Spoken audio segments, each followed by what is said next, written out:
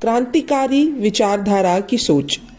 चंद्रशेखर सन 1919 में बेशक अभी किशोर आयु के थे, पर उनकी सोच और विचार किसी वयस्क से भी ज्यादा परिपक्व थी। जुलूस और लाठीचार्ज की आंखों देखी घटना ने उन्हें आक्रोशित करके रख दिया था। वे नित्य अखबार पढ़ते और आजादी के लिए देश भर में किए जा रहे प्रयासों पर विचार करते। दिन पर दिन गुजरते जा रहे थे। उनकी संस्कृत स्कूल में पढ़ाई जारी होने के साथ राष्ट्र प्रेम की पढ़ाई भी जारी थी, जो कि वे खुद के प्रयासों से पढ़ रहे थे। सन 1919 में महात्मा गांधी के असहयोग आंदोलन के बाद देश में कहीं न कहीं से रोज आंदोलन, प्रदर्शन, गिरफ्तारियां और अंग्रेजों की जाति के समाचार आ रहे थे। उस दिन तो हद हो गई जब अमृतसर के जालियांवाला बाग हत्याकांड की घटना हुई। उस दिन पंजाब में बैसाखी का त्योहार मनाया जा रहा था। जालियांवाला बाग में रॉलेट एक्ट के विरोध में सभा रखी गई थी। उस सभा में लगभग 20,000 लोग शामिल थे।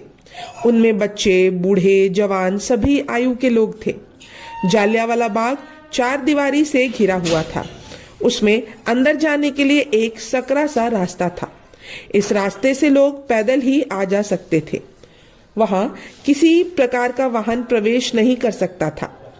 लोग बैसाखी का पर्व भी मना रहे थे तथा एक ओर लगे राजनीतिक मंच से हंसराज नामक गांधी जी के अनुयायी अंग्रेजों के जुल्म के खिलाफ भाषण दे रहे थे। सीआईडी ने वहां जमा हुए विशाल संख्या में लोगों के बाबत सरकार को इत्तला दे दी थी। सरकार के विरुद्ध इतनी बड़ी संख्या में गतिविधियां चलाते लोगों के बारे में सूचना पाकर जनरल डायर 150 हथियारबंद सैनिकों को लेकर वहां आए।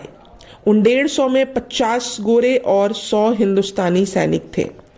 उसने जालियांवाला बाग को चारों ओर से घेर लेने का हुक्म देते हुए गोरे सैनिकों को हुक्म दिया, अंधाधुन गोलियां चलाओ। इस बात को मत देखो कि कौन मरता है, कितनी संख्या में लोग मरते हैं। इन भारतीयों को आज सबक सिखाना है कि ब्रिटिश सरकार के विरुद्ध साजिश करने का अंजाम किस रूप में भुगतना होता है। आदेश के साथ ही बाग में मौजूद निरीह जनता पर अंधाधुन गोलियां चलाने लगी थी। ना किसी तरह की चेतावनी, ना ही लोगों को बाहर निकलने का आदेश। सभा स्थल में भगदड़ मच गई। गोली खाकर लोग गिरने लगे। अनेकानेक लोग जान बचाने के लिए जालियांवाला बाग में मौजूद कुएं में कूदते चले गए।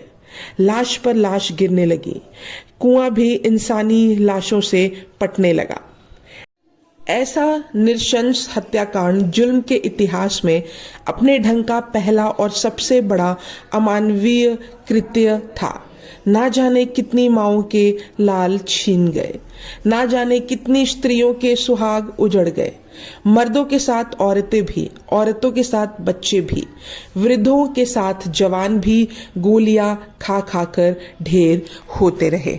यह सब देखकर चंद्रशेखर विचलित हो उठे थे। उसके बाद से उनमें इनकलाब की राह पर की और इच्छा जाग उठी। यह भाग यहीं समाप्त होता है। अब हम अगले भाग में जानेंगे इनकलाब की राह पर चंद्रशेखर। तब तक के लिए धन्यवाद।